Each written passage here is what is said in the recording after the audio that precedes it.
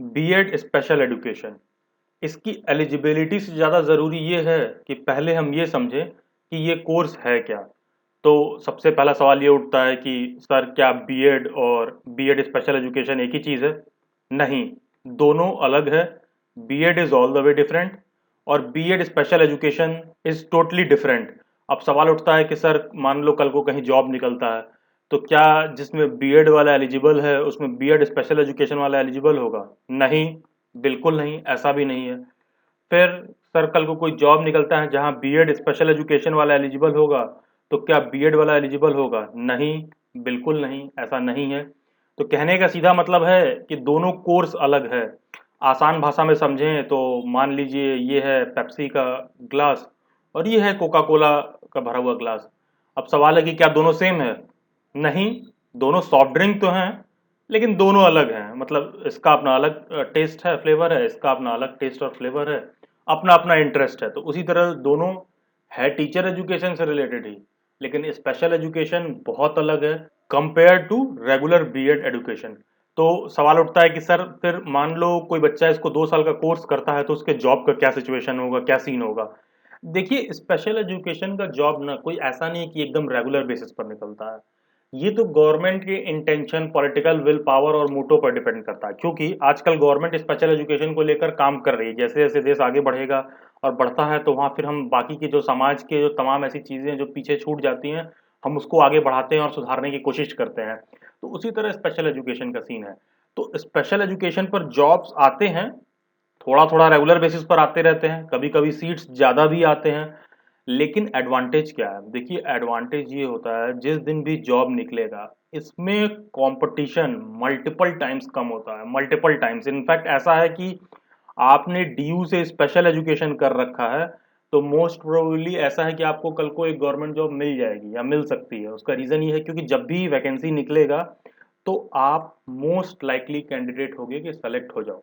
लेकिन पॉइंट वही आता है कि मान लो आप करके निकलो, 2 साल तक वैकेंसी ही नहीं आए, तो आप खाली बैठे हो, लोग आपसे पूछेंगे कि आपने भी तो बीएड कर रखा है। क्योंकि जो रेगुलर बीएड का कैंडिडेट है, जो नॉर्मल बीएड होता है, रेगुलर जो बीएड है, उसके सीट्स रेगुलर आते रहते हैं स्टेट गवर्नमेंट में, डी ट्रिपल एस बी में, नवोदय विद्यालय में और अलग अलग जो है टीचर एजुकेशन के जॉब्स में आते रहते हैं। और जो प्राइवेट प्लेयर्स हैं उनको आप हार्डली ही फाइंड करोगे कि वो स्पेशल एजुकेशन के फील्ड में कोई काम कर रहे हैं। तो रेगुलर बीएड करने के अपने अलग एडवांटेज हैं, बीएड स्पेशल एजुकेशन करने के अपने अलग एडवांटेज हैं। आते हैं दिल्ली यूनिवर्सिटी पर। डीयू में दो अलग तरह के स्पेशल चाइल्ड्स का टीचर एजुकेशन प्रोग्राम है।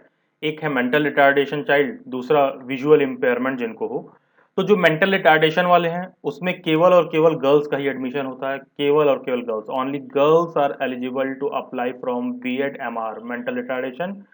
और विजुअल इम्पेयरमेंट बीएड वीआई, इसमें दोनों एलिजिबल हैं, मेल और फीमेल। ये जो दुर्गा भाई देशमुख वाला कॉलेज है जो स्पेशल एजुकेशन का है, कोएड है, विजुअल इम्पेयरमेंट वाला। तो आई रिपीट, कोई भी मेल फीमेल विजुअल इम्पेयरमेंट वाले में एडमिशन ले सकते हैं, लेकिन मेंटल रिटार्डेशन में सिर्फ और सिर्फ गर्ल्स की एलिजिबिलिटी है। एक सवाल और उठता है कि सर मान लो डीयू का फॉर्म कोई फिल कर रहा है तो क्या सिंगल फॉर्म से ही दोनों स्पेशल एजुकेशन वाले में एलिजिबल हो जाएंगे?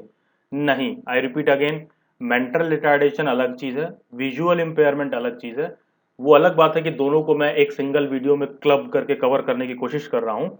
लेकिन एक चीज़ मैं आपको बहुत स्पष्ट तरीके से एक्सप्लेन कर दूँ कि ये देखिए ऐसा है ना कि जैसे बीएड अलग है, मैंने कहा कि बीएड अलग है, फिर मैंने कहा कि बीएड स्पेशल एजुकेशन अलग है। अब उसी तरह बीएड स्पेशल एजुकेशन में भी मेंटल रिटार्डेशन अलग है, विजुअल इम्पेयरमेंट अलग है। तो कल को जब स्पेशल एजुकेशन की जॉब निकलती है ना, तो कई बार वहाँ भी स्पेसिफिकेशन होता है कि हमें मेंटल रिटार्डेशन वाला बीएड चाहिए या फिर विजुअल इम्पेयरमेंट स्टूडेंट्स के लिए बीएड चाहिए। तो ये आपको समझना होगा। तो फॉर्म्स भी अलग फिल होते हैं, बीएड का फॉर्म अलग फिल होता है, बीएड मेंटल रिटार्डेशन का फॉर्म अलग फिल होता है, बीएड विजुअल इम्पेयरमेंट का फॉर्म अलग फिल होता है। तीनों का फॉर्म अलग अलग फिल होता है। Okay, so coming to point, BEd mental retardation केवल लेडी इरविन कॉलेज में होता है। बहुत बेहतरीन तरीके से पढ़ाया जाता है, सिखाया जाता है, समझाया जाता है कि कैसे स्पेशल चाइल्ड्स को हमें हैंडल करना है। और जो कोएड वाला है, दुर्गा भाई देशमुख कॉलेज है, एक बहुत छोटा सा कैंपस है, बहुत हम्बल सा कैंपस है, बहुत कोई पॉम्प एंड वो वाला नहीं है। जैसे कि लेडी इरविन कॉलेज का कैंपस वगैरह अच्छा है कंपेयर टू दुर्गा भाई देशमुख स्पेशल एजुकेशन का कैंपस बहुत छोटा सा है। लेकिन एक चीज़ मैं बताऊं, यहाँ से अगर आप करके निकलते हैं और कल को थोड़ा भी सा भी इस फील्ड से रिलेटेड गवर्नमेंट जॉब आता है, तो आपका मोस्ट लाइकली सिलेक्शन हो जाएगा। आगे बढ़ने से पहले आपसे ये उम्मीद किया जाता है कि आप चैनल के प्लेलिस्ट में गए होंगे और आपने डीयू बीएड वाला प्लेलिस्ट देखा होगा। तो इसमें जो नॉर्मल बीएड होता है उसके एलिजिबिलिटी के रिगार्डिंग सब कुछ समझाया गया है और अलग-अलग वीडियोज़ में अलग-अलग तरह के एलिजिबिलिटी जो कंडीशंस है सबको डिटेल में एक्सप्लेन किया गया है। तो उन सभी वीडियोज़ में आप पाएँगे कि एक प्रोसेस ऑफ सिलेक्शन मैंने एक्सप्लेन कर रखा है। तो ये ध्यान रखिए, ये जो प्रोसेस ऑफ सिलेक्शन है, ये सिर्फ़ और सिर्फ़ जो है डीयू जो बीएड होता है, नॉर्मल बीएड जो है, सिर्फ़ और सिर्फ़ उस पे लागू हो रहा है। जो स्पेशल एजुकेशन वाला बीएड है, ये totally all the way different है। और ये सिलेबस और exam pattern BEd special education पर नहीं फॉलो होता है। इसको मैं डिटेल में अभी आगे समझाऊँगा। ओके, तो आई होप आप बीएड और बीएड स्पेशल एजुकेशन के बीच का डिफरेंस समझ पाए होंगे। देखिए, ये बात मैं आपको क्यों समझा रहा हूँ, अभी आपको समझ में आएगा। देखिए, थोड़ा-सा मैं आपसे ये कहना चाहूँगा कि आपके अंदर अगर वो करुणा, वो संवेदना नहीं है स्पेशल चाइल्ड्स के प्रति, तो बिल्कुल मत लीजिएगा। क्योंकि मैं थोड़ा-सा आपको समझा दूँ ये चीज़, आप इमेजिन करके देखिए, एक क्लासरूम है, जहाँ पर 30 स्टूडेंट्स बैठे हैं, जो सो कॉल्ड मेंटली रिटार्डेड हैं। तो मान लीजिए उनके बीच में आप एक टीचर के तौर पर वहाँ खड़े होके पढ़ा रहे हो, तो it's not just about job, it is not easy to handle this situation. और हर दूसरे दिन आपको हो सकता है कभी-कभी आप फ्रस्ट्रेटेड हो जाओ, आपको लगे कि वहाँ से भागना है मुझे, मुझे ऐसा आपको फ़ील आने लगे। फिर ऐसे ही विजुअल इम्पेयरमेंट का है, आप एक बार इमेजिन करके देखो कि एक ऐसा क्लासरूम जहाँ पर अलग-अलग तरह के विजुअल इम्पेयर्ड चाइल्ड्स आपके बगल में बैठे हुए हैं और आपको उनको एक्सप्लेन करना है, पढ़ाना है, समझाना है, ब्रेल पे आपको भी नॉलेज होना चाहिए। तो मेरा बस इतना कहना है कि आपके अंदर वो संवेदना, अगर वो करुणा नहीं है, तो प्लीज़ इस कोर्स को मत जॉइन करिएगा क्योंकि झेल नहीं पाओगे। और दिल्ली यूनिवर्सिटी में ये भी नहीं कर सकते हो कि ये सोच रहे हो कि घर बैठ के अपना गवर्नमेंट जॉब की तैयारी करेंगे और इधर बीएड स्पेशल एजुकेशन में एडमिशन करवा लेते हैं।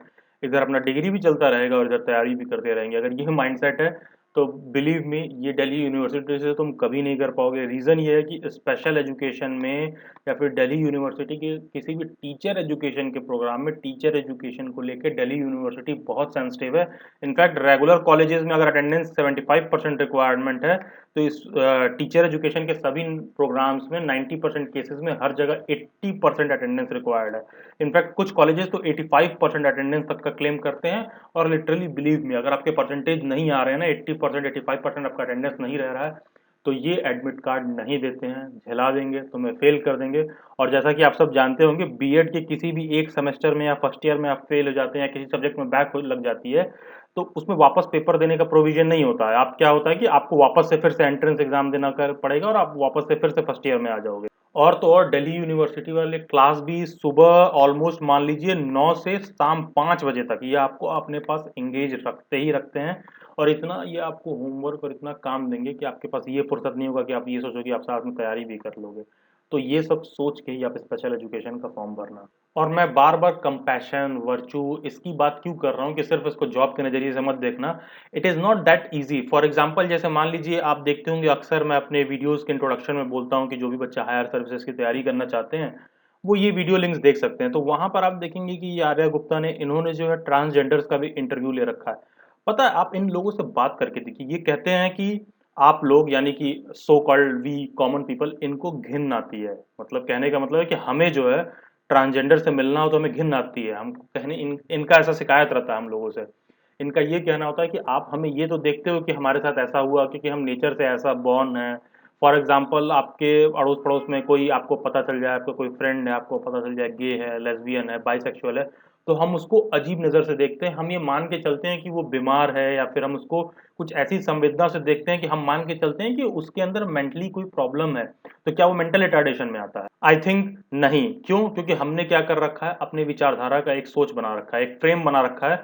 इस फ्रेम में जो कुछ भी फिट इन बैठता है तो सही है, इस फ्रेम में ना सेट बैठे, तो इस फ्रेम में हम सेट बैठाने की कोशिश करते हैं और ना बैठे तो बाकी का हर आदमी पागल है। तो क्या वो हर आदमी मेंटली रिटार्डेड है? तो इस तरह के बहुत से क्वेश्चंस और चैलेंजेस आपको आएँगे, तो आपके अंदर वो कंपैशन और वर्च्यू होना ज़रूरी है। थोड़ा-सा मैं आपको एक उदाहरण दूँ, जब ये इंटरव्यू कंडक्ट कराया गया था, तो साथ में मैं था।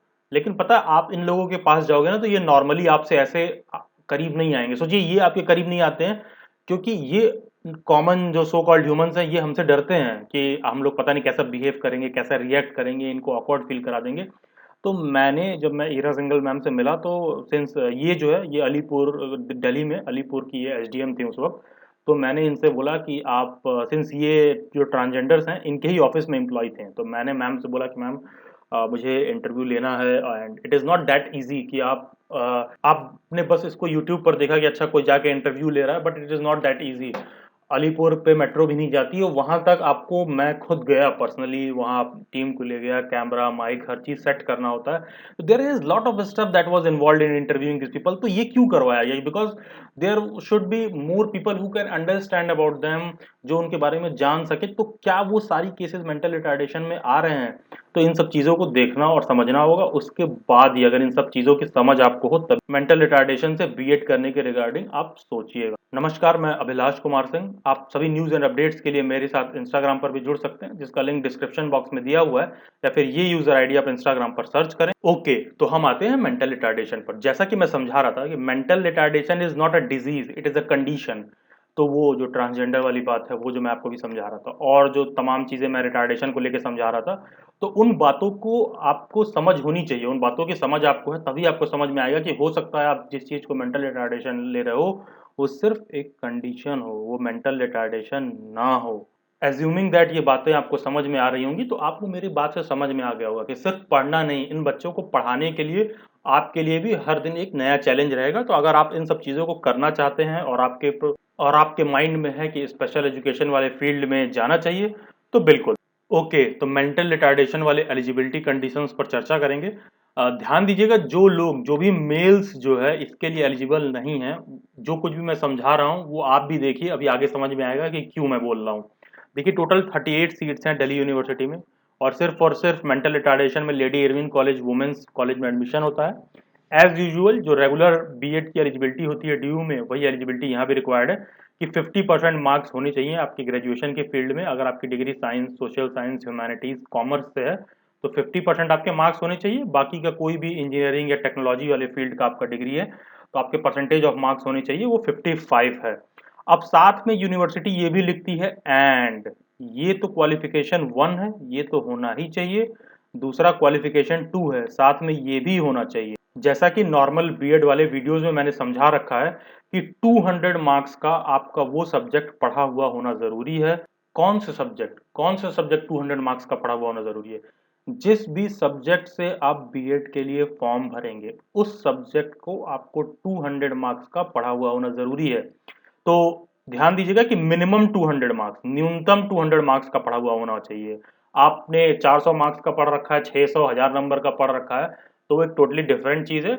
और ये सिर्फ ऐसा नहीं है कि किसी एक फर्स्ट ईयर में या सेकेंड ईयर में, मतलब टोटल ओवरऑल जो आपका ग्रेजुएशन का डिग्री है, उस ग्रेजुएशन की डिग्री में जिस भी सब्जेक्ट से आप बीएड का फॉर्म भरेंगे, वो सब्जेक्ट ज़रूरी है कि मिनिमम न्यूनतम 200 मार्क्स का आपने पढ़ रखा हो।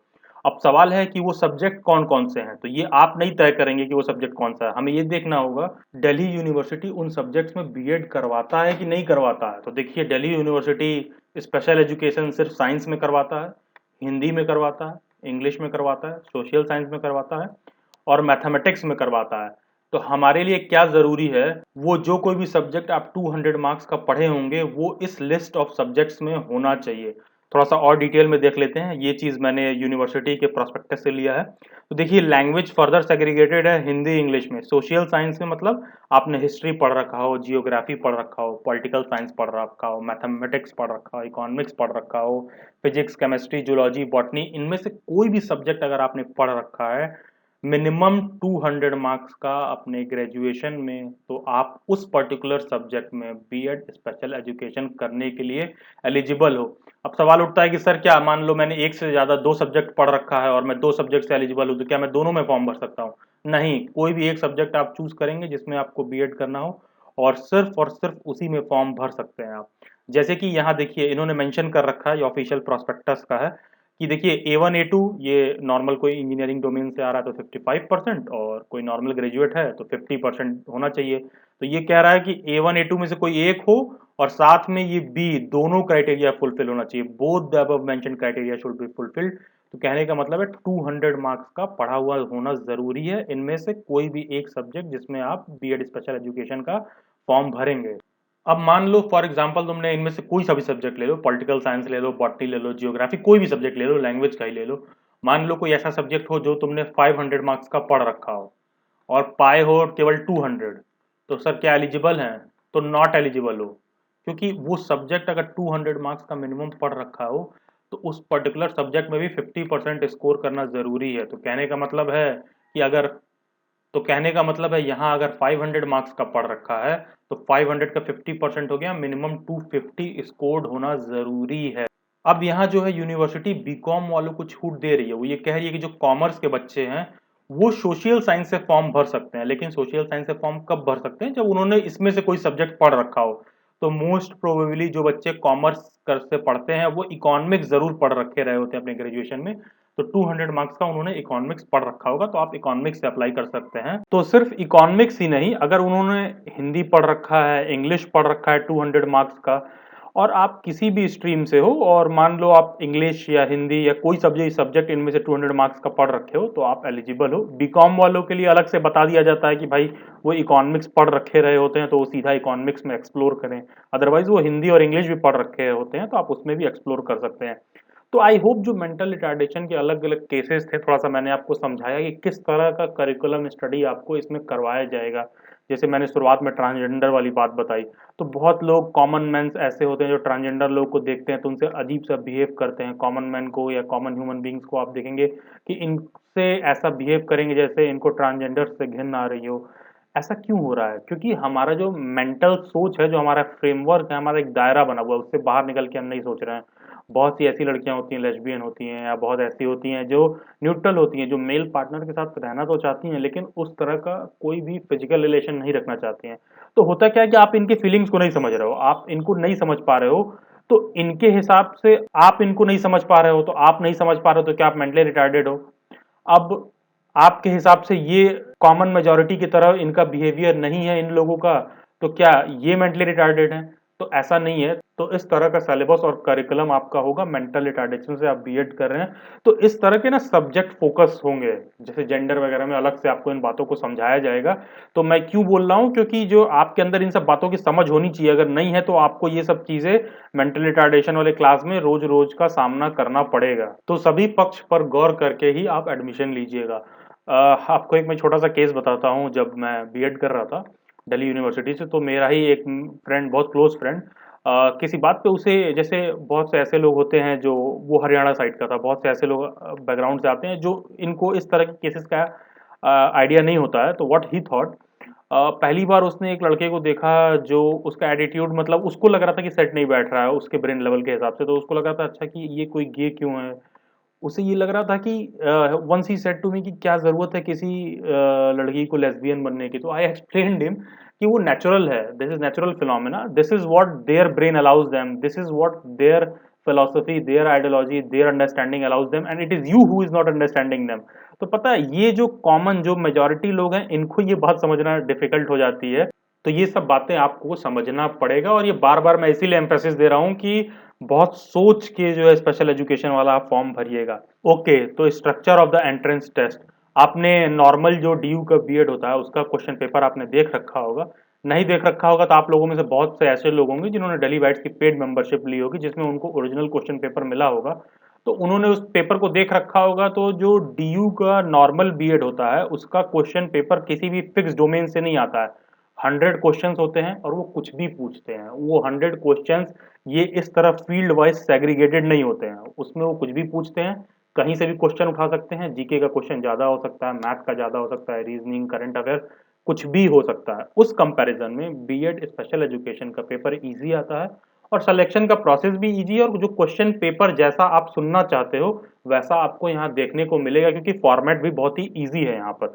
General awareness, reasoning, language, subject knowledge up to class 10th level in social science, mathematics and science, questions को बहुत ही इजीली अलग अलग पार्ट में सेग्रीगेट कर दिया गया है कि टोटल जनरल अवेयरनेस से 18 क्वेश्चन होंगे, रीजनिंग से 17 होंगे, लैंग्वेज से 20 होंगे, सब्जेक्ट नॉलेज से 45 होंगे, और इन सब को आप सम कर देंगे तो टोटल हो जाएगा 100। ओके, तो टोटल आपके 100 क्वेश्चन आएंगे।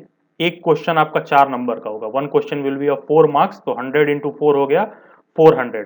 तो टोटल आपका जो पेपर होगा वो 400 मार्क्स का होगा। और ध्यान रखिएगा नेगेटिव मार्किंग भी है, मतलब कि कोई भी आप क्वेश्चन गलत करते हो तो सही वाले क्वेश्चन में से आपका मार्क्स भी कट जाएगा। ये थोड़ा-सा इन्होंने सिलेबस की ब्रीफिंग कर दी है, जो कि नॉर्मल जो बीएड का पेपर होता है डीयू में, वो वहाँ देखने के लिए नहीं मिलता है। लेकिन यहाँ पर इन्होंने स्पष्ट तरीके से सेग्रीगेट कर दिया है कि general knowledge, reasoning, subject knowledge और लैंग्वेज प्रोफिशिएंसी से किस तरह का क्वेश्चन पूछा जाएगा। इसको आप स्क्रीनशॉट ले सकते हैं। बाकी का मेंटल रिटार्डेशन का कोर्स सिर्फ और सिर्फ लेडी इरविन कॉलेज में होता है, तो ये ध्यान रखिएगा, लेडी इरविन में हॉस्टल फैसिलिटी अवेलेबल है। और जैसा कि मैं टाइमिंग को लेके बार-बार कहता हूँ कि आप साथ में प्रिपरेशन वगैरह नहीं कर पाएँगे, तो दिल्ली यूनिवर्सिटी टाइमिंग को लेके स्पष्ट तरीके से, देखिए ये बात हमें प्रोस्पेक्टस में ही लिख देता है कि all the students are expected to remain in the respective institutions for the entire day as per working hours of the respective institutions। तो एंटायर डे कहने का मतलब कि 9 से 5 तक की आपकी क्लासेस चलती हैं, उसमें आप कुछ नहीं कर सकते हो। और लैंग्वेज जो है इंग्लिश और हिंदी दोनों है मीडियम ऑफ इंस्ट्रक्शन, तो उसको लेके आप परेशान नहीं होना है कि हम हिंदी मीडियम से हैं या इंग्लिश मीडियम से, दोनों ही मीडियम में आपका काम हो जाएगा। और एक बार बीएड से मेंटल रिटार्डेशन वाले में आपका एडमिशन हो गया, तो ये सब्जेक्ट करिकुलम आपका फॉलो होगा, जो इनिशियली मैं अलग-अलग मेंटल रिटार्डेशन के पहलू आपको एक्सप्लेन कर रहा था, उन सब बातों को आपको यहाँ पर देखने के लिए मिलेगा। आपका एडमिशन हो जाए तो दिल्ली बाइट्स के प्लेलिस्ट में आप टीचर एजुकेशन वाले प्लेलिस्ट में जाकर वहाँ के बहुत सारे लेक्चर्स मेरे आते हैं, उसको आप फॉलो कर सकते हैं और देख सकते हैं। ओके, तो अब हम आते हैं विजुअल इम्पेयरमेंट पर। जैसा कि मैंने मेंटल रिटार्डेशन में समझाया कि एक अलग-अलग पहलू हो सकते हैं, अलग-अलग केस हो सकते हैं कि किस चीज़ को आप मेंटल रिटार्डेशन लेते हैं, वो सिर्फ़ एक कंडीशन है या कोई डिज़ीज़ भी है। तो उसी तरह हम विजुअल इम्पेयरमेंट को लेकर समझेंगे। और विजुअल इम्पेयरमेंट क्या वही है जो आप समझते हैं विजुअल इम्पेयरमेंट का डेफिनिशन? और आपको किस तरह का शिक्षक बनना है कि कोई व्यक्ति विजुअली इम्पेयर्ड है या नेचुरली आइज़ के साथ ब्लेस्ड नहीं है, तो आपको कैसे उस बच्चे को पढ़ाना है कि वह एक आम जीवन जी सके, एक आम व्यक्ति की तरह हर चीज़ देख सके और महसूस करे, और किस तरह जो है उसका इम्पेयरमेंट हम हटा दें, और कैसे वो नेचुरली आइज़ से नहीं भी देख सकता है, not blessed that way, still he can be visual, और वो चीज़ों को फ़ील कर सके, महसूस कर सके और एक नॉर्मल व्यक्ति की तरह जीवन जी सके। तो कुछ उस तरह का टीचिंग लाइन पर टीचर के तौर पर आपको अपने आप को ट्रेन करना होगा, इनग्रेन करना होगा। ओके, तो देख लेते हैं कि बीएड विजुअल इम्पेयरमेंट के लिए किस तरह की एलिजिबिलिटी क्राइटेरिया है। देखिए, सेम एलिजिबिलिटी क्राइटेरिया फॉलो होगा। ग्रेजुएशन में आपके 50% मार्क्स हैं, आपने किसी भी स्ट्रीम से ग्रेजुएशन कर रखा है, साइंस, सोशल साइंस, ह्यूमैनिटीज़, तो आप एलिजिबल हैं। वही अगर आप इंजीनियरिंग डोमेन या टेक्नोलॉजी वाले डोमेन प्रोफेशनल डिग्री लेके आते हैं, तो आपकी एलिजिबिलिटी क्राइटेरिया हो जाती है 55% मार्क्स। यहाँ पर मैं एक चीज़ और ऐड करना चाहूँगा। कोई बच्चा ऐसा है कि जिसके ग्रेजुएशन में 50% मार्क्स नहीं हैं, मतलब कि उसने अंडर ग्रेजुएशन में 50% स्कोर नहीं कर रखा है, तो उसने अगर पोस्ट ग्रेजुएशन कर रखा है और पोस्ट ग्रेजुएशन में उसके 50% मार्क्स हैं, तो ध्यान रहे दिल्ली यूनिवर्सिटी में वो पीजी की डिग्री के बेसिस पर भी एडमिशन ले सकता है, ग्रेजुएशन में मार्क्स कम होने के बावजूद। ओके, तो जैसा कि 50% क्राइटेरिया है एलिजिबिलिटी का नॉर्मल, 55% है जो इंजीनियरिंग डोमेन से आ रहे हैं उनके लिए। अब साथ में वो पेडागोजी सब्जेक्ट वाला 200 वाला मार्क्स वाला क्राइटेरिया जो मैं आपको शुरुआत में समझा रहा था, तो वही 200 मार्क्स वाला क्राइटेरिया यहाँ पर भी फॉलो होगा कि मिनिमम आपको इन सभी सब्जेक्ट्स में से कोई सा भी एक सब्जेक्ट आपने मिनिमम न्यूनतम 200 मार्क्स का तो एटलीस्ट पढ़ रखा हो।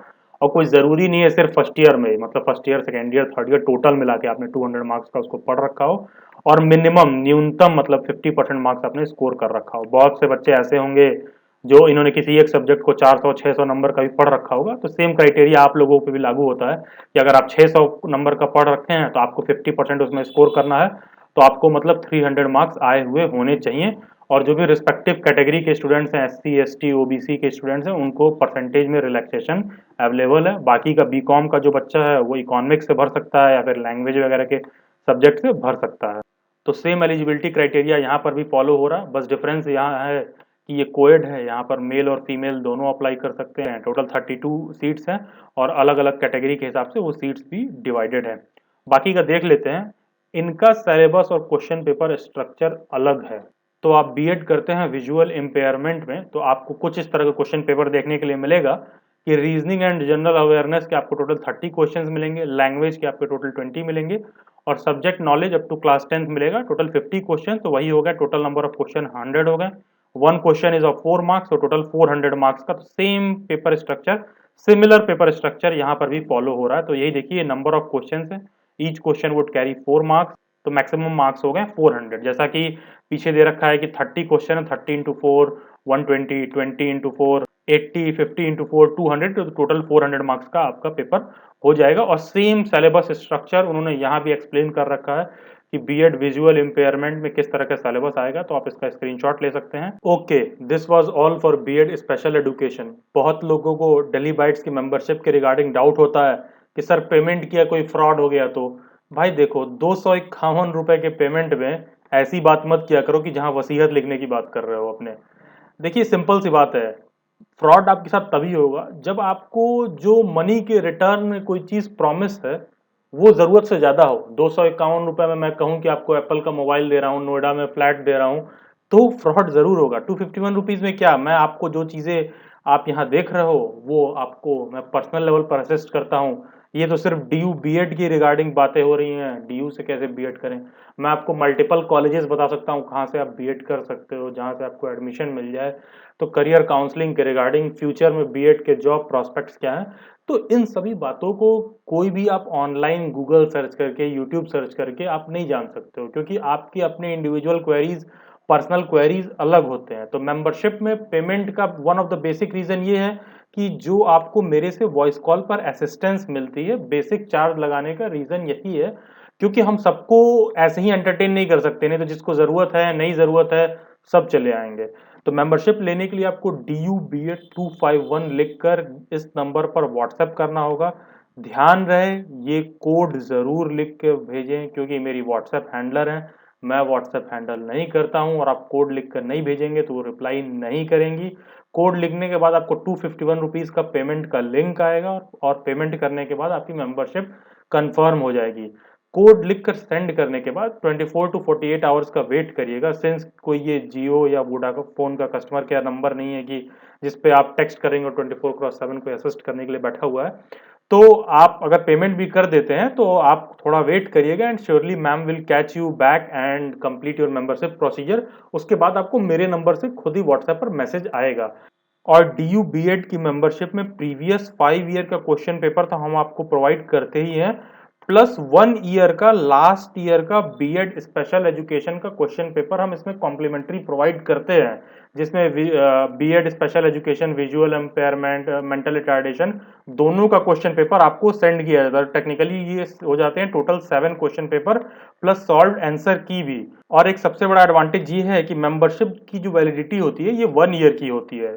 ये मैंने इसलिए कर रखा है 1 ईयर का, क्योंकि मैं इस बात को ऐसे मानता हूं कि हो सकता है कि क्वेरी आपको तुरंत ना हो जब आप एडमिशन लेने लगो, और कल को आप बीएड के बाद कहीं जॉब को लेके कुछ देख रहे हो, तो हो सकता है क्वेरी आपको उस दिन आए। तो इसलिए मेंबरशिप 1 ईयर के लिए वैलिड होती है। Okay guys, this was all for this video. Description box में एक टेलीग्राम ग्रुप का लिंक दिया हुआ है, जिसमें टीचर एजुकेशन से रिलेटेड मेरे सभी वीडियो लेक्चर्स के अपडेट और पीडीएफ आते रहते हैं, और डीयू बीएड के एडमिशन प्रोसीजर के सभी अपडेट्स और लिंक्स भी आपको टेलीग्राम ग्रुप में मिल जाएंगे। Subscribe daily bytes, stay tuned, stay updated, do comment your views. God bless you all and have a nice day.